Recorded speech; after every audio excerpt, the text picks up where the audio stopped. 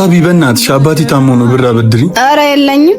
ቀርመ ከመበተን በፊት ለአባታ አታስብም እንዴ?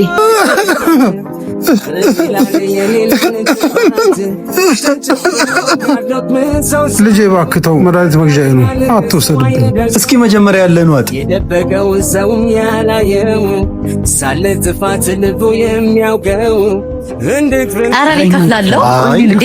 ቢያንስ የዛሬ ልክፈል እንጂ እሺ እንግዲህ ብዙም አይደለም።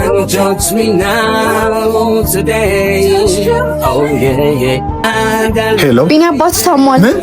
ቶሎ ድረስ። መጣው ቢኒ ምንድነው ችግር አለ? ምን ሆኖ ነው? እባክህ ተወው በቃ የራሱ ጉዳይ። እንጠጣ።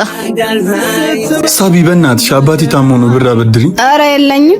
ቀርመ ከመበተን በፊት ለአባታ አታስብም እንዴ?